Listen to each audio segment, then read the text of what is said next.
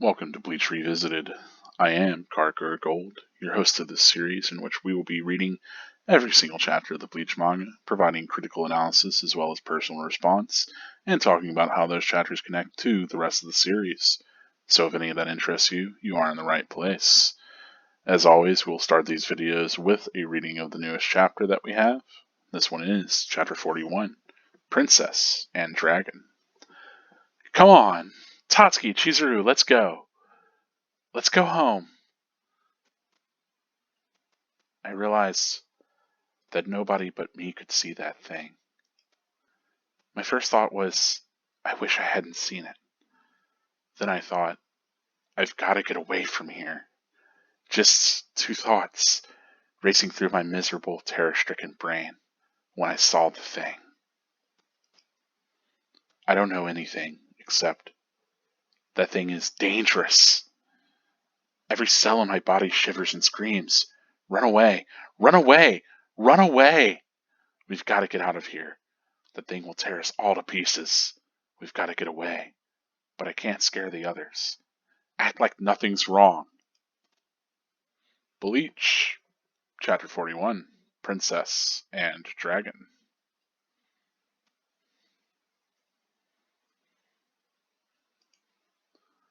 Come on. Let's go, guys. Okay? Hurry up. Let's go.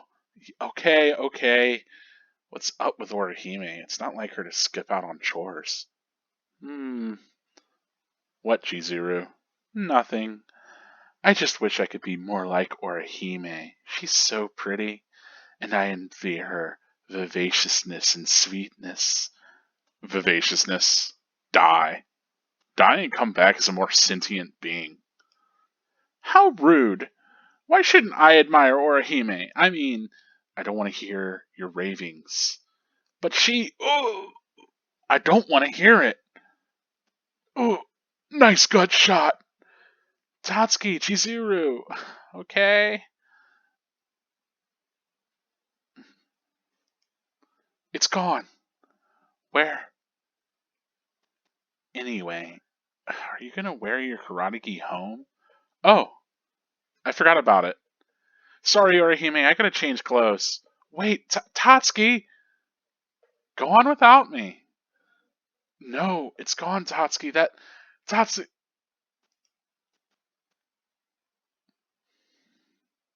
There it is. You can see me, can't you? What's wrong, Orihime? Is something up there? Run, Chizuru! Fast! What? Run? What are you saying?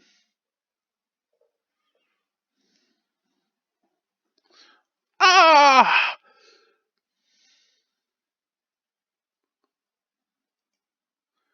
Ah! What was that? I'm not hurt. None of them hit me, but how? Chizuru! Are you okay? Chizuru! Maybe. Not really. Ah! Oh no. You're bleeding badly. What can I do? You're crying? You're so sweet. Chizuru? I'm alright. I'm fine now. I don't know what hit me. I'm bleeding a lot, but it doesn't hurt much.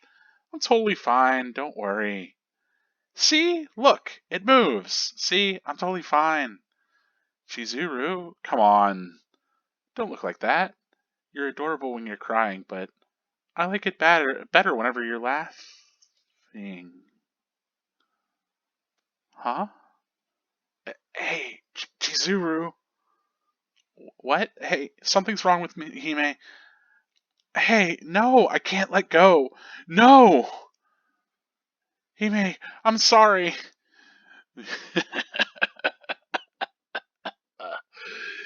Choke her. Strangle your friend. That's my special power. I don't like to fight, so I fire seeds from my forehead. They penetrate my victims, then sprout roots and take over. What? Ow! Then, I make my proxies kill each other. No! And I stay nice and clean. Now, let's begin. It's been a long time since I saw a girl as pretty as her get ruthlessly slaughtered by her classmates. What? Ah! No! No, stop! Please stop! Get off her, you jerks! Tatsuki! I'm sorry, Orihime. I didn't notice that creature before. The thing? Tatsuki, you could see it? I can't see it. But I could tell where it is. There's the thing that made you cry. Hey, you fatty! You picked on the wrong girl. Now your bulbous butt gets kicked. I have a long-standing rule. Anybody makes Orihime cry, I beat the snot out of them.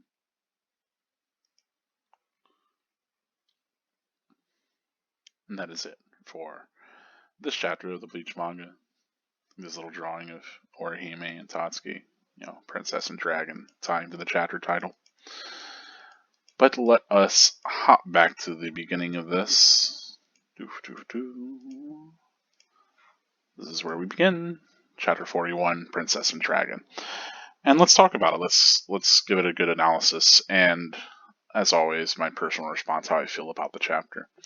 So, kind of hopping right into analysis, I do like that this chapter is focused on, of course, the three female characters that we have from the previous scene. So it continues that tension that we had built previously, and it really quickly in this first page reminds us of exactly the sort of irony that's going on, where we know that Orihime can perceive this hollow, but the other two can't really. So we have Orihime trying to get them, to leave before maybe the hollow does anything. I love the way that it's shrouded here in this darkness. It's like kind of looming over them. It's also a very different design than what we've seen for a lot of hollows. A lot of the hollows that we've seen have been, if not kind of insectoid, which we've gotten a few that have been like caterpillars or arachnid kind of. I say insectoid. I don't know. Spiders really. Anyway, spiders don't count as insects technically. I'm not gonna get into a whole biology course here. Uh, anyway, but like with Hexapodus and that other centipede one, we have more of an issue of hollows being like, this kind of bestial sort of thing, but most of the time they're more humanoid, right? They tend to have, you know, 2 legs, 2 arms. Usually is the base there. Sometimes we get more distinctly based off of like certain animals. Like clearly, Fishbone D has like a big fin coming out of his back, etc. Acid Wire is got the whole snake body going on. Grand Fisher is very hairy. Interesting. So this design it's pretty different from what we've gotten. Like really starkly different from the sort of fight that Chad had, which was a big strong one, right? That was mostly like straight up the most humanoid hollow that I think we've gotten so far. So it's a neat different design, and also keeping it in the darkness like this I think does wonders for exactly what its mask is, what it is, all of that. So it's this really nice looming threat. I also like that it's positioned high up versus them, so it's kind of shrouded that way too, as it considers its victims all pretty small here. Um, Here we get we've gotten these sort of text bubbles before, but like these really fluffy ones to kind of give the sense of the characters being very cheerful or playful or something. This kind of interesting bubble. It makes it a bit hard to tell who is speaking, though you can typically derive that from context. But I think this chapter does have some issues with that. There are some problems I have going on, but overall, I think this is it works here because clearly Orihime is the one talking, and you can tell from the context of what's being said. Obviously, she's addressing Tatsuki and Chizuru. And I love also that we have, just like the way that this is framed gives us the tentacle kind of sneaking in from this side which is a kind of neat way of just laying out those first two panels. This page I have problems with though, right? So we start to get it like Orihime and kind of the internalizations that she was having, what she was thinking, initially, right? And I like that her initial thought was like that she wished that she hadn't even perceived this threat, which is kind of interesting, like that's sort of like, oh man, I wish I didn't see that, like I wish I didn't know that was there. It's like this like being burdened with the knowledge of, something unfortunate, which is weird because she wants to protect her friends, right?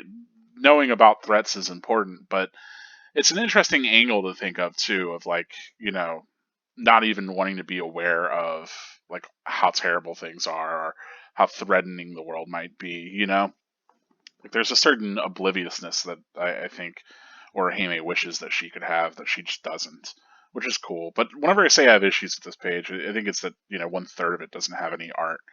And that's always a real problem for me. I'm not as critical. Like I think, there's some moments in Bleach where like a whole page gets used for like just a little bit of text, and I'm fine with that whenever it has a dramatic purpose. Um, though I think there's historically kind of a meme of one of Kubo's pages being used that way that gets joked on because everybody was really invested in reading weekly, and so whenever you feel like you get less manga because the artist wants to have a whole page with just one word on it, maybe that can feel upsetting. But I don't really read that as a troll moment that much, honestly. There's some people that definitely read it that way. Anyway, interestingly enough, people really rag on the moment with the heart. It's the word that's in the middle of that page, though.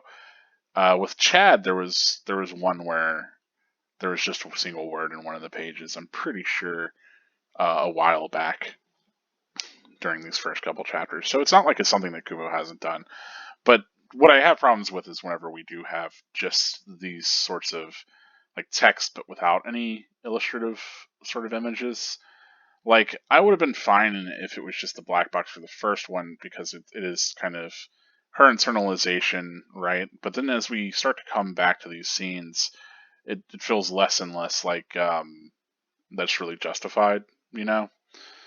Like the black, white, and then Orihime there. I don't think it really does anything effective other than just kind of doesn't have as much illustration. I think, they could have given us like those moments of her initial kind of seeing the hollow, having a moment of reaction, and then putting on like a face or whatever. I do like the shot that we do have here that's kind of zoomed in clearly from like this, top down perspective from where the hollow's watching. So that's pretty neat. Like the art that we do get, I think is fantastic and really illustrates exactly what's going on with Orihime in this moment. I just wish there was more of it. And I think that's like where I feel like weekly manga gets the most egregious, which is rough because, you try drawing 18 pages of something in a week and keeping it all pretty high quality, right? It's pretty difficult to do. Um, so, like, yeah, it's like, oh, well, you've only got to do, what, like 3 pages a day, but it's a lot, trust. It can really wear down on you. So I can understand, wanting to kind of see like having tricks to get around that, but it's really upsetting whenever you do miss out on like a bunch of art throughout a whole chapter because of it. So I don't know, like it's hard to see like from the artistic intent why you would want to have nothing in a panel if the dialogue itself wasn't completely driving it. And I don't know, it feels like there could have been some illustration here that would have helped sell those thoughts or those moments more. Even just something like, zooming in on Orihime as we come down here, something would have been nice. Anyway, I do like that we immediately get that, shot of her having actually seen it. Like, I feel like should have almost been interspersed between, like, the previous one, right? Where she's like that first line, right, of the, my first thought was, I wish I hadn't seen it. Could have really worked with, like, this sort of image, right? Because it is this sort of troubling thing to notice on the top of your school. But I like that we do get this shot of what Orihime kind of saw in that moment. I also like that we get these sort of her internal working out, like, of what it even is, right? That she doesn't really know, like, because obviously she's not aware of what a hollow is. She doesn't have that sort of background. I mean, she barely has any of her memories of whenever they dealt with her brother. So it makes sense that she's still kind of like, she has that sense that it's dangerous because she's basically lost her life to a hollow already. So like that instinct is still within her. I think we talked about that in a previous episode as well. The idea of, trauma being this thing that really is rooted in like evolutionary psyche for a person, where we just like instinctually know to avoid things that are dangerous. And it's a part of how we've evolved as humans. Watched a pretty interesting thing the other day about like primates in general being able to really quickly recognize snakes like better than any other like living creature almost, uh, because it's an evolutionary advantage. And then also furthermore, like primates are really capable of recognizing whenever a snake's like about to strike or in a very dangerous, like threatening position. It's kind of neat. Kind of interesting to think that about that. But obviously, Orihime's lived through this traumatic event regarding a hollow. So even if she doesn't have the actual memories of it, like you don't have to be attacked by a snake to like for your brain to tell you that's dangerous. Is what I'm saying. And so same thing. I think Orihime doesn't need to have even those memories of Sora in the moment that she, like she lost her life to Acid Wire pretty much. Um, in order for her to be aware that like this is a dangerous creature, I need to get away from this. So that works for me. And here we actually do have a little bit more art interspersed. So even though the text kind of overwhelms a lot of this, I do like the little that we get, like especially like of her sort of the shot of her feet and like her legs and her kind of hesitating as she's got this sort of runaway, like there's this chant that she's got in her head, but she knows that she can't just immediately act because it's otherwise going to cause a panic, right? Um, and that's, I don't know, it's really interesting. It speaks a lot towards kind of Orihime's kind of mentality too, right? That she's very perceptive, but she doesn't like to bother others. So she won't say something that's on her mind, or she won't like just express things clearly. Um, it's certainly something that's been a through line with her so far. And it's interesting that that's bubbled up here as well. It's neat because this totally fits the character, which is what I like. I like to see that, right? You like to see whenever the way the character acts inside of a stressful situation fits what we've come to expect from the character, and that ends up being kind of satisfying in some ways. And then the ways that they also surprise us can be satisfying too. But it feels good to see this.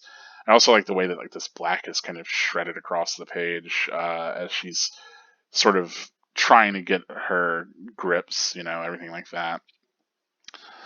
Come to terms with this and make this exit strategy. I do wish, like, again, these are ultimately that we get like 2.5 panels that aren't really doing that much artistically. I wish there was maybe a little bit more going here with Orihime changing her expression. Um, but it's all good. I like that we get this map of where everybody is in like the whole area of Karakura. We get this breakdown of these different areas like Komatsu and Kinogaya. Um, Interesting that obviously this is a pretty small area. If Karen's already gotten that far away from Chad, right? Um, Assumably Ishida and Ichigo were around the same place, but Ichigo, ran further north because it's interesting. He was trying to go find his sister, but she was totally in the opposite direction. Um, it makes sense that, of course, Rukia is near Kisuke, right? Khan started near Ichigo and Ishida and is now headed more back to Rukia, right? Because he ran off from their initial encounter. And then here we have all the way in the north. That's where Orihime and Tatsuki are. So it's kind of interesting to think about like the actual arrangement. And this is one of the very few times in the whole series where we actually get like a map like this. So it's kind of neat that we have confirmation of exactly like Karakura's layout, exactly where all of our characters are. Um, we can sort of visualize the whole layout of things, but also I think this really sells the sense of like the scale of how this is affecting Karakura, right? This large scale hollow attack. Um, if we're reading these as like streets, maybe. I guess is this like a river? I would normally read that as like railroad, but it looks like a stitching that goes all the way across. It is curious. I say river because we know Ishida is on a bridge from the last time that we saw him, right? Anyway, but each of these I'm reading as different like neighborhoods, different sections of Karakura. Anyway, not enough time lingering. This is probably the most amount of time that we spent on a chapter cover, but it gives us a good bit of information that we didn't have, which is something that we rarely get. We usually just get the characters in cool clothes, which is nice. I like that, but it's interesting whenever we get new info from a chapter cover as well. This is something that we'd see a lot in like kind of early Bleaches, the characters being very thin and tall like this. I don't know that style really holds through later, but Bleach in general sort of had this style to it where its characters had this kind of spindliness to them at times. Typically their proportions were solid, but yeah, it's like I don't know that I buy Orihime as being that tiny. Whenever we close in on these characters, I think we get more maybe accurate proportions, but anyway, talking more about kind of what's going on, of course, we have Orihime there. Obviously, she's putting on a face. She's trying to get everybody to move. I like how pulled in all this is, where we don't get to see higher than like these windows. So we really don't, like, we lose sight of the hollow, quite literally and figuratively, which is interesting. Of course, we get reminder that Chizuru is the big gay, as always. She has the lesbian for Orihime. But that's pretty much every time that Chizuru is on screen, she's expressing her hots for Orihime almost every scene. There's few scenes where Chizuru is involved where that's not the case, which is, I guess it mostly works to. I love especially Tatsuki's responses of like telling her to die. Just fed up with Chizuru's BS. But I think ultimately it kind of it's maybe a way to like kind of build up the character of Orihime, who like I don't know. I think Orihime can stand on her own. Like I don't think we need these other characters telling us like how they perceive her or what they admire about her, right? Um, yeah, Tatsuki may be a bit problematic, which we talked about that before. But that like when Tatsuki doesn't want to hear somebody saying something that she doesn't like, she'll just punch them. Violence isn't the answer, folks. At least not, whenever somebody's just saying something you don't like. Anyway, but I was talking about like the issue with these kind of fluffy texts, like here especially. It's difficult because like we could tell, by yelling Tatsuki and Chizuru, this is clearly coming from Orihime, even though it's situated above Tatsuki, which is a little confusing on initial coming in. But then that okay, that reads really weird for me. Because I gotta assume that's coming from Orihime, right? Like, right? But it's weird to come after her, like yelling at the two. So it's a bit strange of a setup for like the text here for the dialogue, and especially the way the boxes are used. Like I said, it becomes difficult if you're not actually arranging them above the characters' heads like they are here and here. Um, I do like that she glances over and we get that, and then we get that same structure but without the hollow there. Really, really, really works for me. I don't even think you need the explanation points here to sell like how startling that is that she saw the hollow lurking up there and now it's not there. Also fantastic, giving us this reverse shot of, from the perspective of something above her looking down to her being startled and trying to find where it is. And I like that that's played against, like her concern and worry is played really well against like how trivial the sort of conversations are that Chizuru and Tatsuki are having. That really, really, I think works and sells, again, that irony where we know that they're in a dangerous situation, but they're not aware of it, and only Orihime is. Um, and I like that sort of, it's interesting because it creates a sort of tension, and that tension really comes to a boil here whenever Tatsuki's like, oh, well, I gotta change clothes, and Orihime doesn't know where this hollow's gone, so she really can't let Tatsuki out of her sight. And I like how, especially these panels sort of break down here, where we get like the smaller and smaller panels to kind of indicate more and more of a frenetic pacing, and then we turn to this huge, almost like half page here of the hollow spreading out over the top of the school. So it's truly, this is the first, not only the first that we get to see the whole of this hollow, which his name is Numb Chandelier, I believe, which is a kind of wild name, but it's this crazy tentacled thing with this mask that also sort of has these tentacles coming off of it. Um, yeah, its mask is truly weird. I don't know if I should read the tentacles at the bottom of the mask as being like hard and like bone like the masks tend to read, or if they are kind of more floppy. I guess we'll have to look forward on the art, but the heart shaped eyes always are something that I remember. Those sockets, and I also love the way that its mouth is set up. It's particularly gruesome. Um, just the exposed teeth like that with the V cut of the kind of that visceral sort of cheeks. You see zombies that way, like Nemesis. The way his mouth looks in the Resident Evil games reminds me of that a lot. So it's an effective sort of horror presentation and a manipulation of the way that these masks are typically used. But overall, I love that we've been getting so many of these shots of Orihime where it's like straight on or from the top down, and then we get this shot up where she hasn't seen it yet, and it's above her, and we really get the sense that like she has just kind of realized that this hollow has pulled itself into position. And it's truly massive looking here to span this distance. The way that I read this is that it's not like floating in the air or anything, but that it's like crawling down over the corner of the school this way and kind of lurking above her. Um, and I love that we get this very slow, like, look around the corner, as she realizes it's behind her and then goes back to look. And then as she goes back to look, the hollow recognizes exactly that she can see it, right? Um, and it's that kind of moment of terror where it's like it's like noticing someone weird in a crowd and them looking at you and smiling. Like it's that exact moment of like recognition that's really unsettling.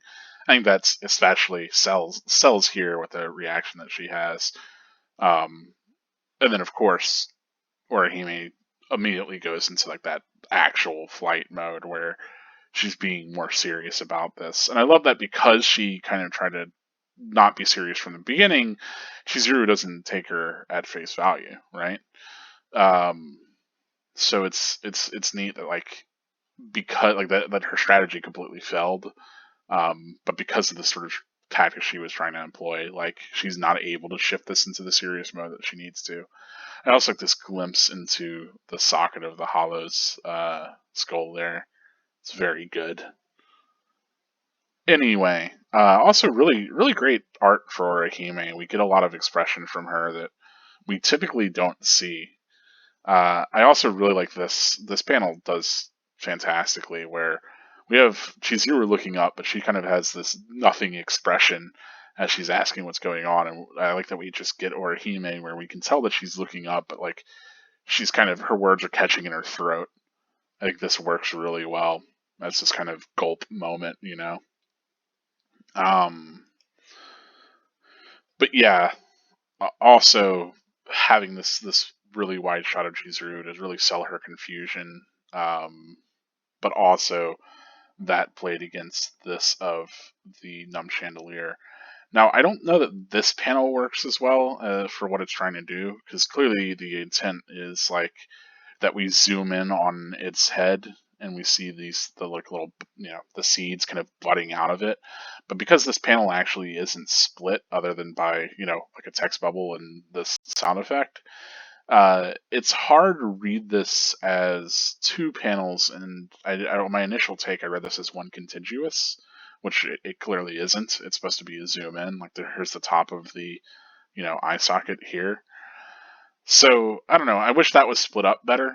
Um, it it's okay the way it is, but again, it's something that like I don't know that it really works as well as it should. On like you want things to be initially like you don't want your reader to have any confusion over what they're reading, right?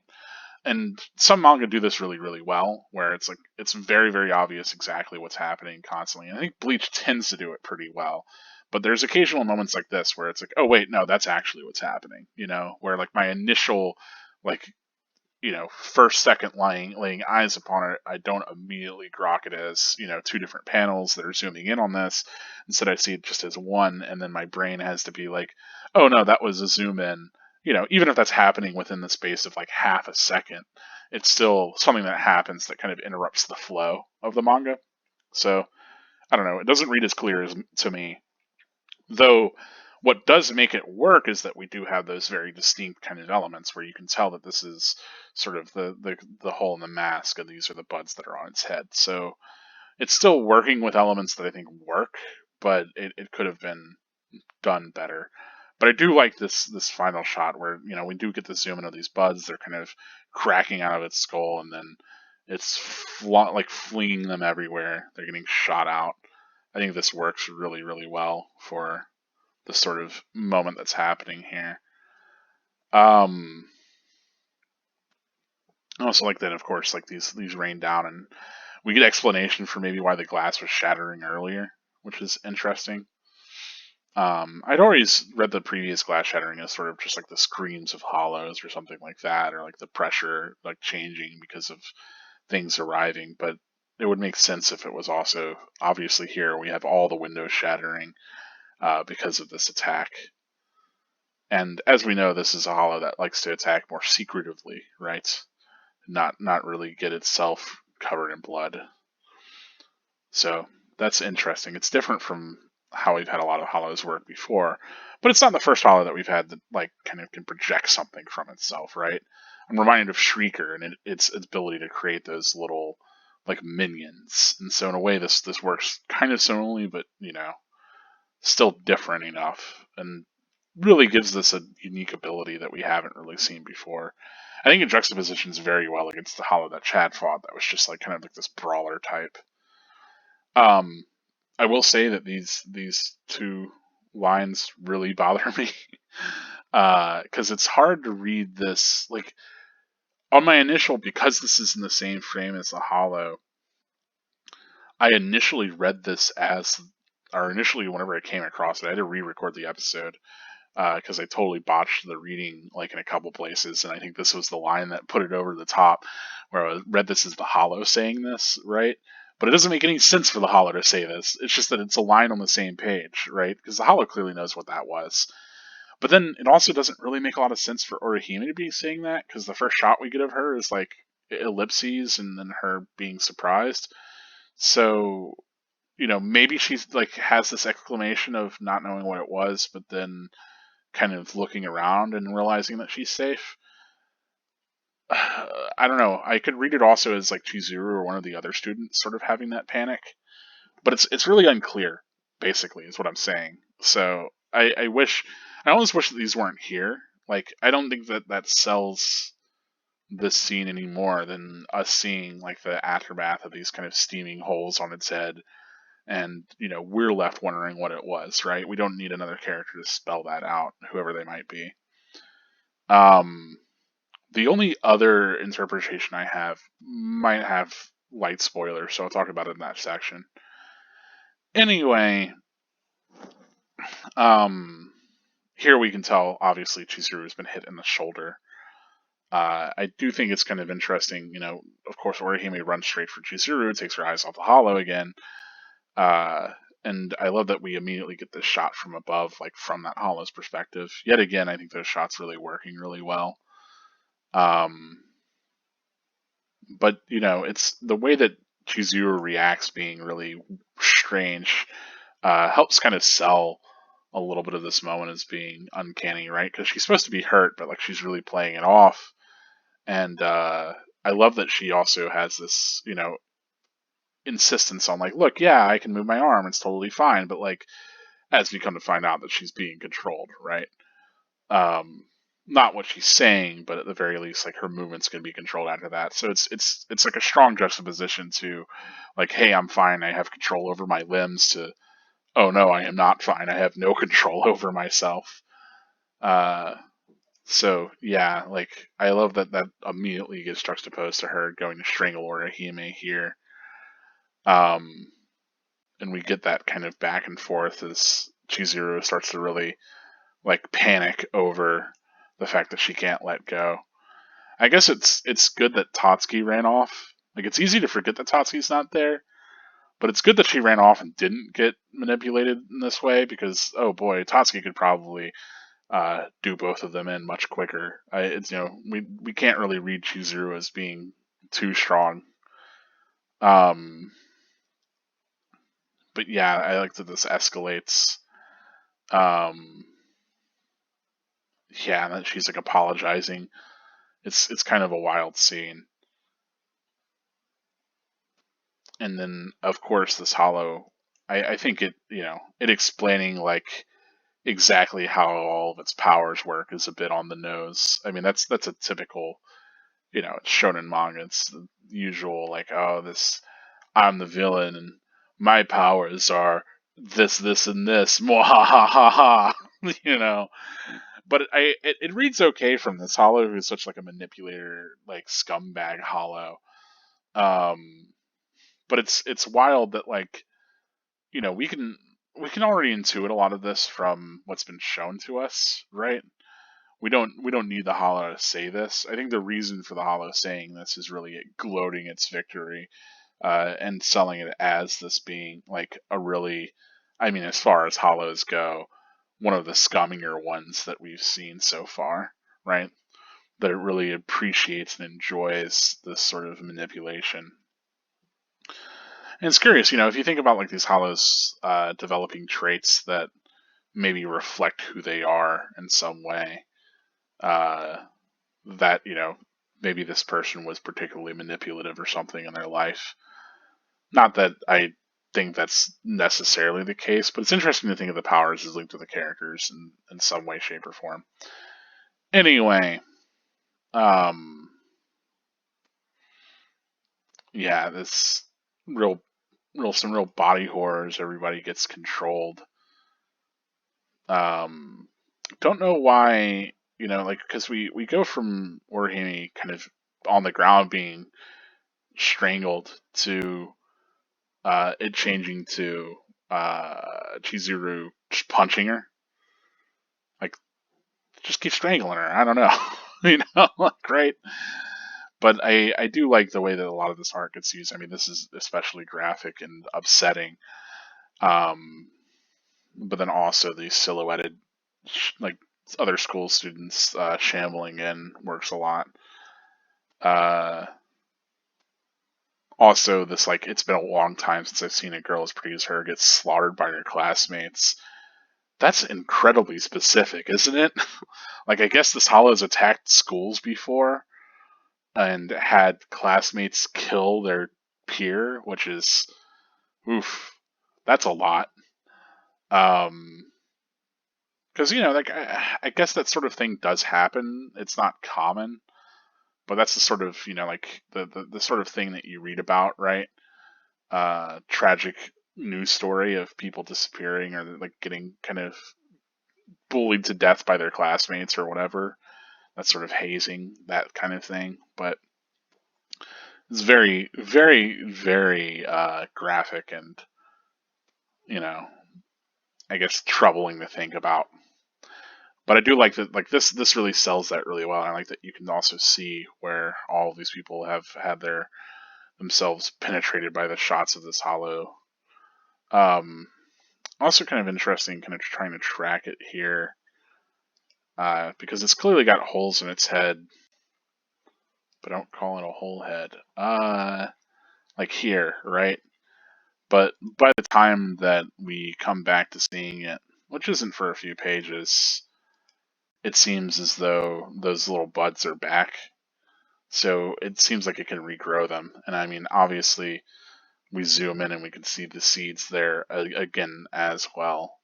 So this isn't just a single shot that it can do every now and then. It seems like it can recharge this ability pretty quickly.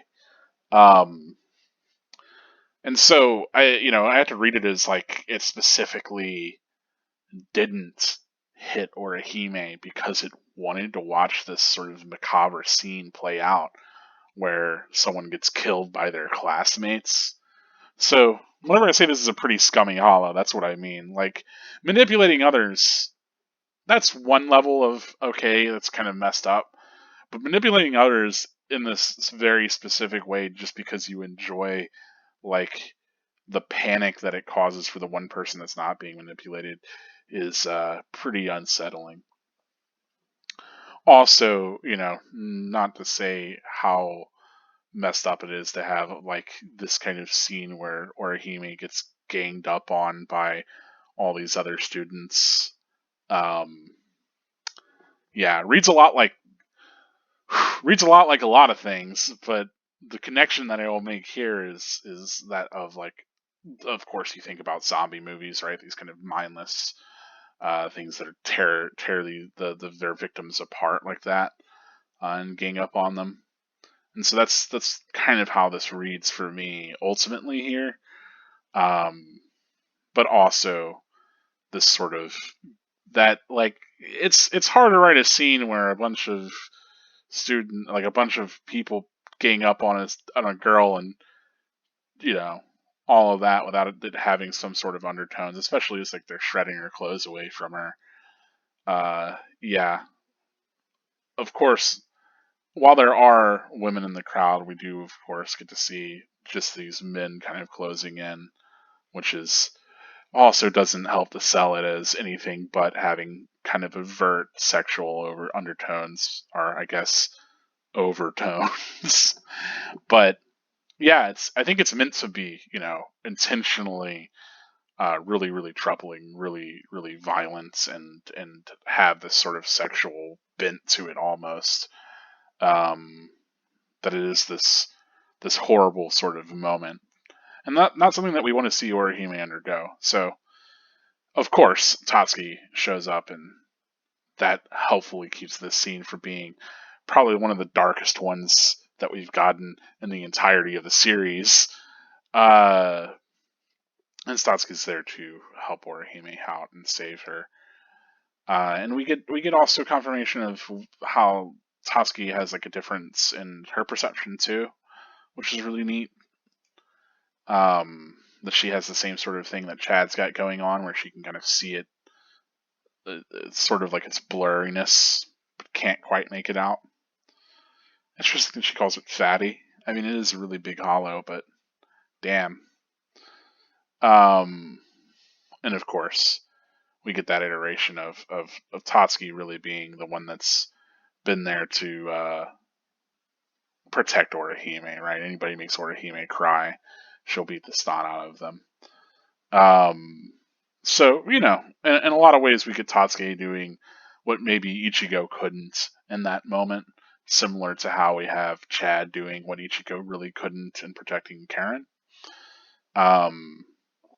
Not wonderful that in both sequences it's like a woman getting attacked or a girl getting attacked, and not having someone there to protect them rather than them protecting themselves. It is cool that Tatsuki does get to be like the actual female to stand up and fight back in this way, but of course Tatsuki is coded and written to be pretty tomboyish, so we can read that more as these sort of masculine traits. So I don't know. Slightly problematic. Like I wish there was a little bit more of the more female characters sort of making a stand for themselves rather than being put in these moments of victimhood. But Tatsu's still female, and like, yeah, while she presents in masculine in these different ways, like, I don't know, it's still fine, still works for me. But it is like, I don't know, it's a little frustrating. Like, you do hope that more of these female characters can kind of stand on their own and don't need to be saved by other people. But this is specifically an arc where people that are vulnerable are being attacked, right? Um, but that conflation of femininity and vulnerability is a rough one. Uh, Certainly. That said, Bleach does end up being pretty female positive compared, especially to its contemporaries. Um, God, it's easy to think about how Naruto ultimately doesn't have any women do anything meaningful in the entirety of the series, unless they're aliens or something. So, like, uh, yeah, I think in the end, we do end up having probably better representation and effective sort of female characters that aren't just like second fiddle to men in this. Talk about gender and to an extent presentation of gender and having interesting characters on either side of that kind of male or female divide, as well as a lot that play kind of in between too. I think to an extent, Bleach does a good job of, maybe not this early on, certainly, but Bleach does a good job of like presenting a lot of characters that aren't just hyper masculine or hyper feminine, which is typically what you'll see in a series. Um, there are certainly more effeminate males and more masculine women in Bleach, but like early on we have characters like Chizuru who like it feels more like a joke than it does like a serious sort of character that we're meant to kind of root for or even see as somebody that we would like to kind of see an aspect of ourselves in. So I don't know. Whenever it comes to like presenting those sorts of characters and making them be taken seriously and really kind of open up a space for kind of admiring those characters, I do think that this at least works for, Tatsuki, who is, again, more masculine on the side of female presenting. So that kind of works for me, but, ultimately, Bleach is just a manga about these characters having really cool moments. So, the more that more characters can have cool moments, the better. That's why I do think it's a bit upsetting whenever we do see characters like Orihime or Karen have to be protected or saved by somebody. It makes sense within the context here, where they aren't the strongest characters, but at the same right, I'd like to see them get more wins, and they certainly do as the series goes on. So I'm less frustrated with it than I could be. But it always upset me. Like, I mean, I think of Naruto because I read that weekly, but like Hinata so often just kind of never could get a win, um, ever, like period, which is rough. To see her kind of get trampled left and right, and then have to really rely on Naruto to beat up Neji for her or whatever. I don't know. Like, I like characters to be able to win their own battles, regardless of female, male, whatever. But of course, whenever it becomes a gendered thing where it's like, oh man, this girl can't stand up and fight for herself because she's a girl, it's like, okay, that's pretty lame. So I'm glad that like that's this moves out of that and doesn't always present its women as like Bleach while it has like a lot of really cool women in it, doesn't always present them as something that's like solely exists for men to be like, oh man, what a hot chick, like the characters feel like whole characters on their own without really being props for you know kind of sexuality or whatever, which is one of the reasons that I have a lot of trouble reading a lot of like really nerdy mangas. Like it doesn't ever feel like the female characters are actual characters so much as it is like, oh, I just want to draw this person that's really hot and has a cute personality because then we can sell some figures, like obviously the whole thing is that this is all artifice, right? This is all written, it's all invented. Um, but whenever you're inventing something and it's clearly a product, so there's all of that there. But whenever it comes to writing something, I prefer for it to have consistency, and like I said, for like those characters to kind of get meaningful developments, as well as to feel like they really kind of grow and are effective on their own. And Bleach does that pretty well, but in general, Japan and manga especially does have a lot of just kind of using female bodies to sell merchandise, or to sell this kind of this cute sort of sexualized thing, which is a little upsetting. You'd always like to see your favorite characters be cool. um, but I mean, like that then you always have the opposite thing where it's like, okay, here's the cool chick and isn't she so cool? And it's like, okay, well, I like, you want it to be more organic, is what I'm saying, or more realistic, if that makes sense. As realistic as things can be for a series of people that are fighting monster ghosts, right? Anyway, I'll harp on this more some other time, I'm sure. But point is, I just wish that we didn't have, like, as much as it makes sense that we have two scenes back to back of like characters needing to be protected against from these threats, because this is an unprecedented event of a lot of civilians being threatened, and these kind of characters rising to the challenge to fight these things. So in a way, somebody's going to be protecting somebody no matter what. Um, I just wish that we didn't get two back to back like female characters that have a connection to Ichigo kind of having to be protected. It's nice that Tatsuki's the one doing the protecting, rather than it just being another male character like Uryu or something. But yeah, I wish this was different, and this does play out in some interesting ways. That talking about using those sorts of structures, I think it's very intentional that we immediately get another story that follows the structure of the one that we had from earlier, from Chad protecting Karen. So now we get Tatsuki protecting Orihime, right? And so the idea is that, as we've come to expect from the previous structure, is, well, the protector is going to develop all of these powers and, will fight back and defeat this hollow. But we'll come to see how this gets leveraged in different ways, despite being a very familiar setup that we're immediately coming from off of. So that is to say, this is all kind of neat, and I ultimately like where it goes and that it's playing with those sorts of things. Um, but there are certainly cases to be made both for and against Bleach being properly, effective in creating these female characters that are more than just like damsels in distress, or these kind of old tropes of really needing a man or somebody to save them, which is rough.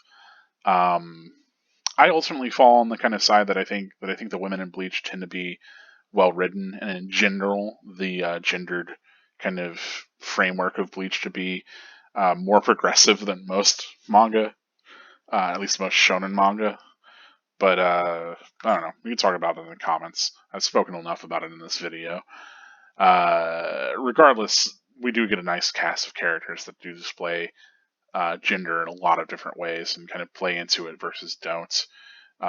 We get characters that are much more sexualized than others, and much more kind of sexually forward than others.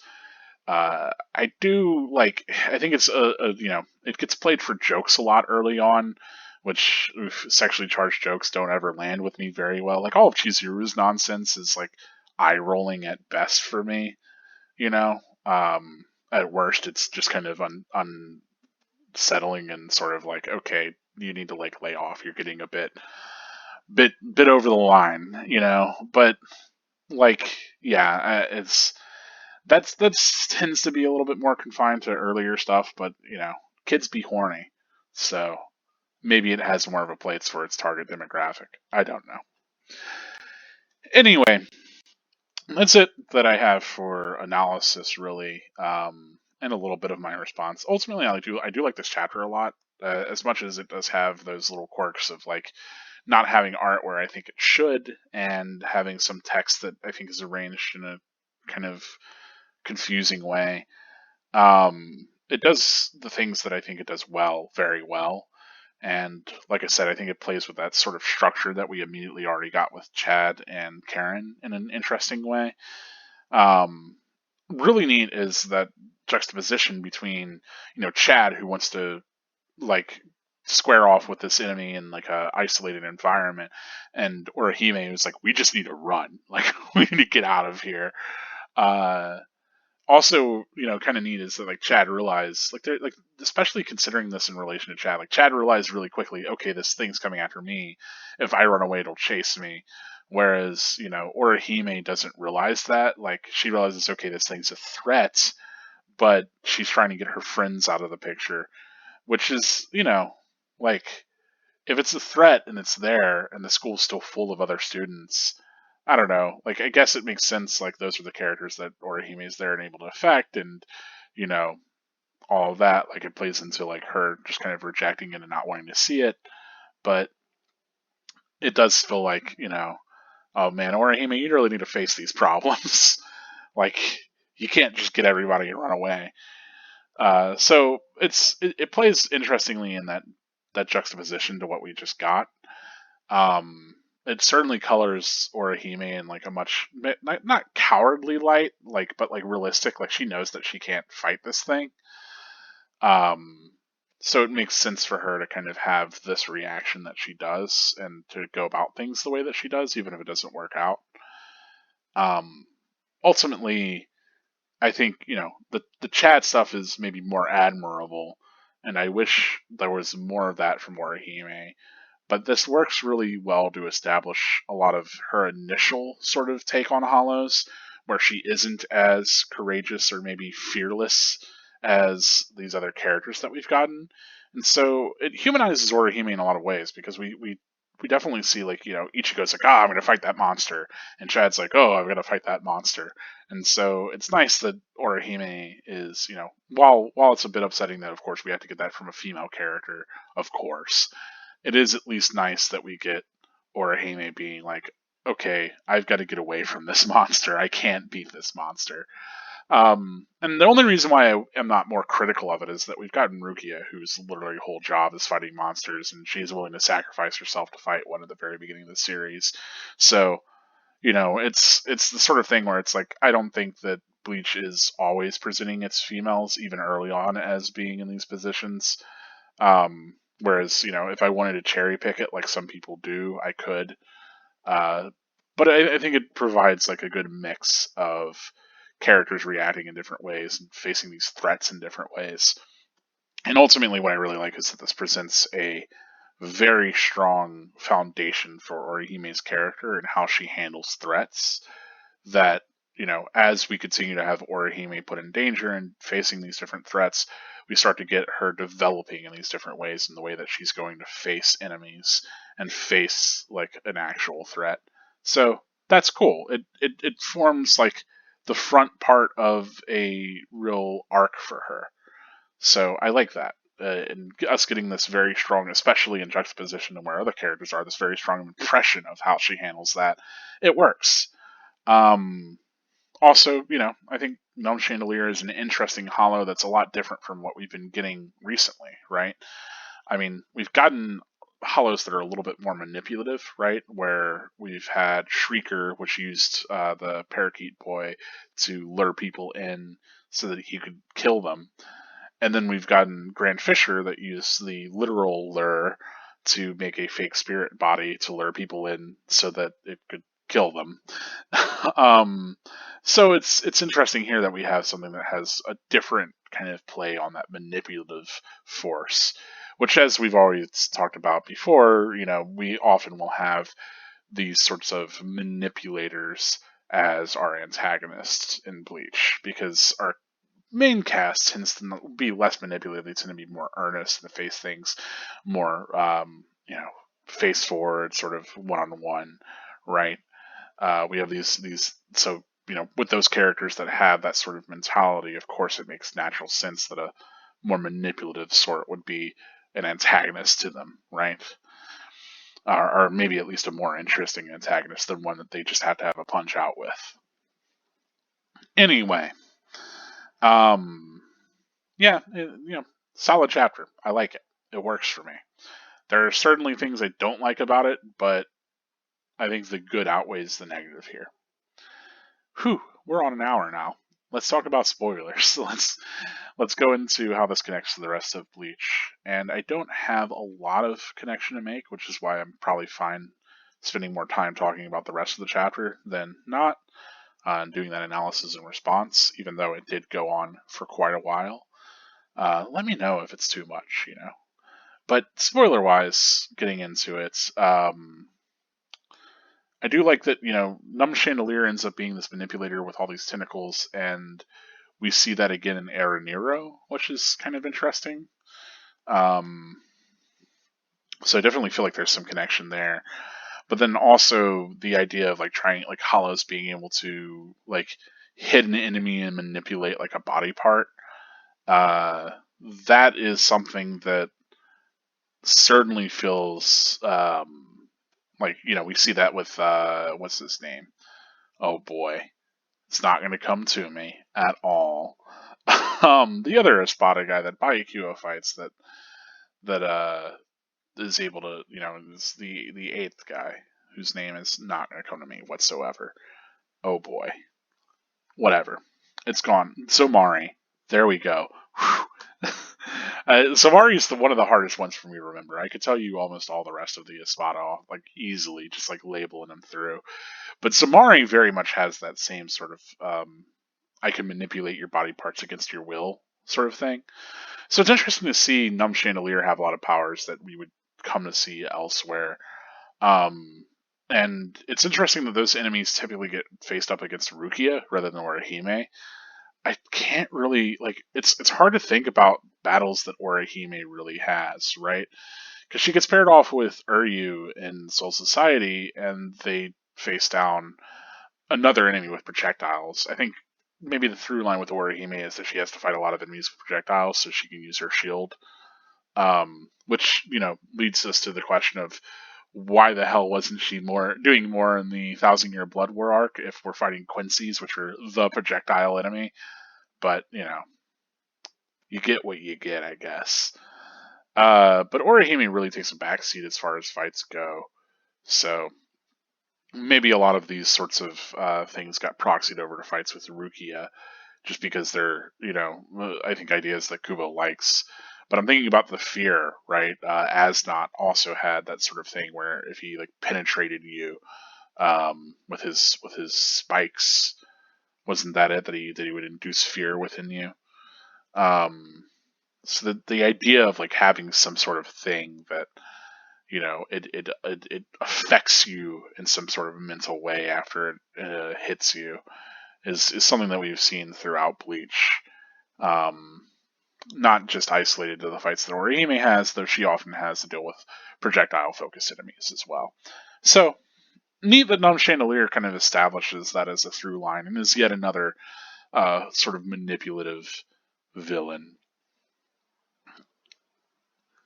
I don't have anything to say about this map. I was just... Excuse me. No. Sneeze. Won't get that edited out, as always, because I do not touch these. Anyway, yeah, I feel like here especially, I understand where people might be coming from really feeling like they wish Tatsuki developed powers. It makes sense that she doesn't, and I think it's ultimately people failing to read the inversions that the manga is throwing them with these structures. So obviously the structure that's being played on here is, Chad comes to the rescue of Karen, develops these very physical martial powers to defeat this physical enemy.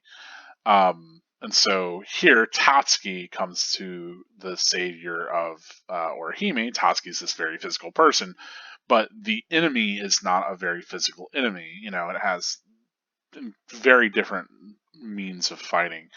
And is a lot more talkative than Bulbous G, who I don't think we got any dialogue from. So it makes sense that Orihime, who can already perceive the entire hollow, which that's the other thing, right, is that Karen could see the hollow straight up and Chad couldn't. So that's another kind of similarity in these structures. But I think the point is that we have this inversion where Hime develops these sorts of powers rather than Tatsuki, because it's intentionally kind of playing with our expectations of what might come to happen because of this situation. I did mention that there is this moment where it shoots out all these spikes, and Orihime kind of like has this moment where she's shrieking and kind of taking cover, and there's this bit where she hasn't been hit. She hasn't been hurt. None of them hit her. She doesn't understand why, and we get this dialogue here that I can't really attribute to anybody. I could see this as coming from the Hollow if I'm supposed to interpret this as Orihime having actually activated her shield, right? Which, oh boy, I can't remember the name of all of those. It's one of the Seitun Kaishun or Rika or whatever it is. But the idea of her, especially like taking cover in the way that she does, it feels like, of course, it would make sense that Orihime, who's not paying attention, might have actually generated the shield there, and that's why she didn't get hit. And this is the Hollow being surprised by Orihime's ability, but that's a bit of a stretch for how to read that. I don't, like, I could read it that way, but I don't think it's intended to be. Especially, like, what was that? Is like coming from the Hollow. I don't know, doesn't make as much sense. And it would make sense if that was the case, if like the Hollow was literally concerned or like bewildered by what Orihime did in response. I think we would get more of that moving forward. Like, oh, you seem to have some way of protecting yourself. Well, let's see how well you protect yourself against your classmates, like something like that, but we don't. So instead, I have to really read this as this Hollow realizes that Orihime can perceive it, and it intentionally infects all the classmates other than Orihime in order to devour her.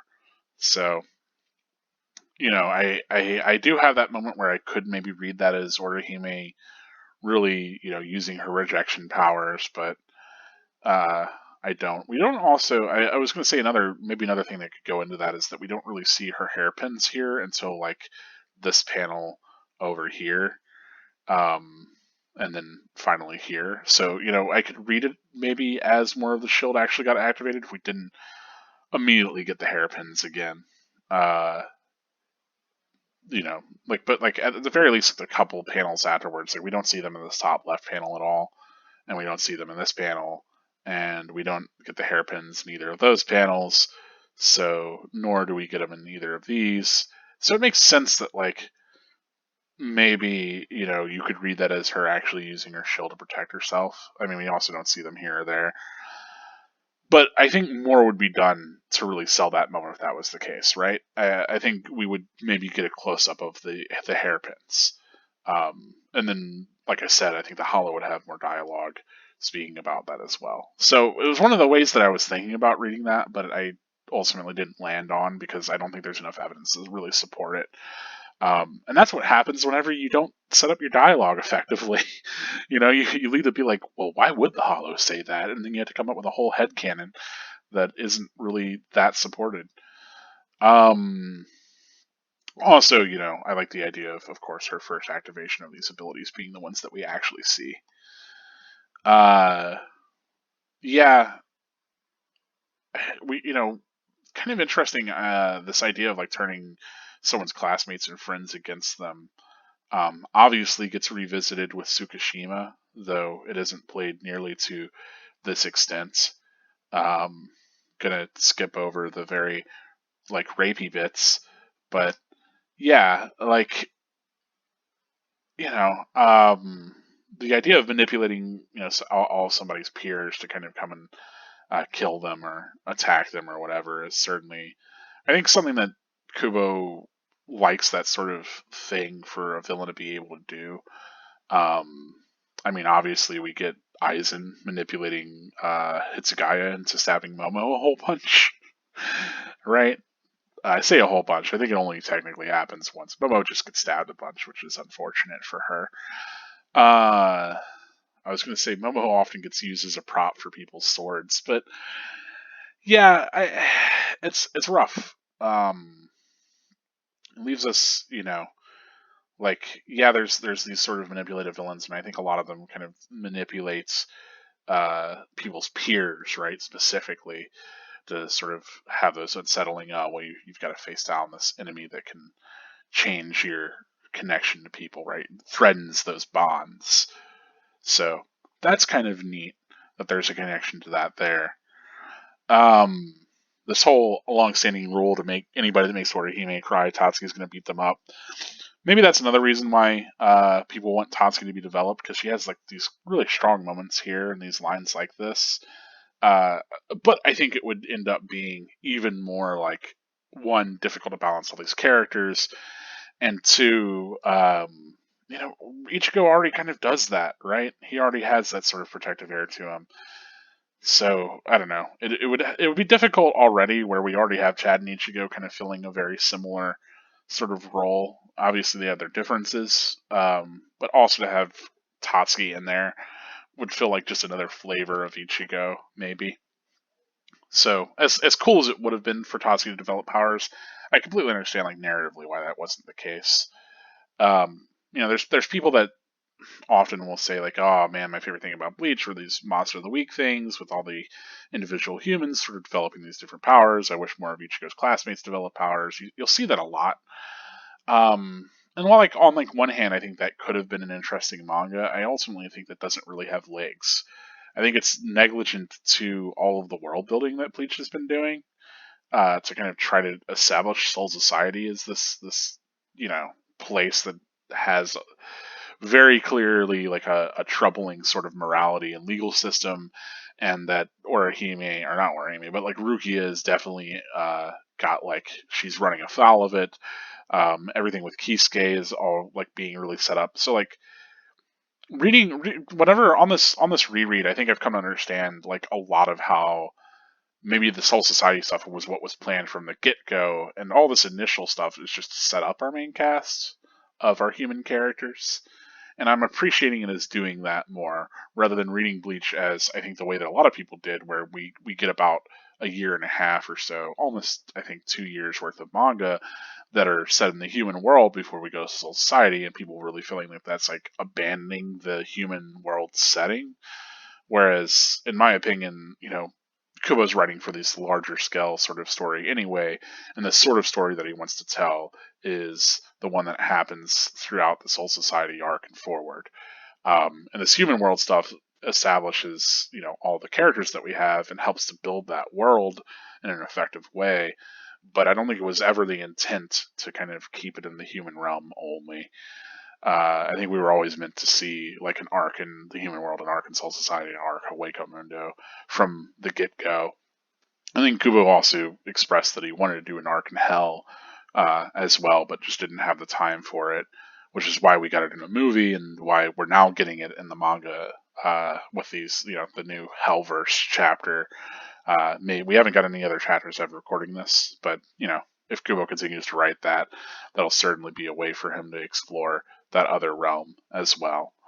So the idea of these characters going through these journeys through these different realms, I think, is maybe one of the biggest kind of things that's going on, and so it makes sense to me that this is all setting up stuff for the next arc, the whole Soul Society arc, and so for me at the very least, it's like, well, yeah, it would have been cool to get a series that was just like their adventures on Earth, but that was never what Bleach was ultimately shooting for anyway. It was always setting up these like bigger picture things, and this move to Soul Society and these kind of larger looming threats. All this early stuff just helps to kind of get our characters to the starting point to where they can go to Soul Society, really, and like developing this kind of sort of connection that they have to Rukia and to each other. So on a reread, it's more satisfying for the larger narrative. Whereas I think a lot of people that have that sensation of wishing that it just stayed in Earth maybe don't realize, one, it'd be very hard to write a manga that's actually compelling and does that and runs 700 chapters like Bleach does, without it getting incredibly like, I don't know, rote and repetitious or whatever. I mean, it would take some pretty skilled writing chops, I would think.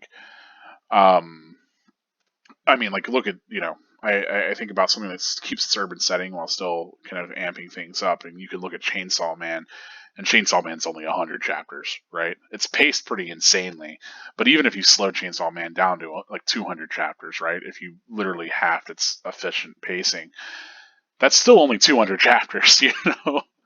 So it's the sort of thing where it's like, yeah, I don't see them staying in this setting, especially for how Bleach is being written. But I could definitely understand where somebody's coming from. Like, it's a really cool arc. I really like this first arc. Um, I do want a little bit more of it here and there, but I don't feel bad letting it go. And I definitely feel like it's setting up so much of this other stuff that I'm glad gets payoff. Whereas I think if you set up all the Soul Society stuff that you initially had here and then you never paid it off, that would be maybe like lamer, right? It's like then you'd have people that would just be saying like, "Oh man, they talk so much about Soul Society, but we never go there." Like we don't even get to see all the captains and like all the squads or whatever, which hasn't even been set up yet. So yeah, I don't know. It's a mixed bag for me. Um, Ultimately, like I said, I fall on the side of I'm really glad that it's written the way that it is. I can understand people. Again, I have probably restated this 1,000 times now, but I think those people were maybe caught more up in the like episode by episode or week by week or chapter by chapter reading where they weren't really picking up on these larger bits of foreshadowing or world building and didn't really think about where the story might narratively be headed. Um, and we're more just engaging with maybe just the fights or something like that. Because certainly there's a lot of people that speed read Bleach. There's a lot of people that aren't really reading it with as much of a critical eye towards those larger sort of moments and what's being built. So yeah, of course they want more of like what they thought it would be because they had the wrong impression. So yeah, I don't know. Let me know in the comments. Tell me if you think there should have been more human world stuff. I definitely think, as the series went on, we could have spent more time with the human world, especially in like the what is it like whenever we get finally over to the Fullbring arc. Like that's one that I wish that we had a little bit more time with, especially getting to see all of execution. I wish there was a little bit more there also in the Visored and the you know fake Karakura invasion, fake Karakura, whatever. All the Arrancar stuff, like we get a little bit of that, but I wish we had a little bit more, especially dealing with the human characters that we have, because so much of the focus gets shifted towards the Arrancar and the Soul Society characters rather than our human cast. So, yeah, I wish that there was more leveraging the human cast as well, certainly. But I'm not married to them. In a lot of ways, for the better and for worse, Bleach really does become the Soul Society show. And I think, you know, I like that, and I think it has its shortcomings too. But we'll get more on that whenever we get more on that. We're rolling up on an hour 20, so I don't want to keep you any longer. As always, thank you so much for watching all of this. This has been, your host through this entire series, Karakura Gold, reminding you that spirits are forever with you. Thanks so much for watching this once again. If you like the video, of course, let me know. Give it a like. Go ahead and subscribe if you want to see more of this, and make sure that other people can see it too. But yeah, thank you. Stay gold.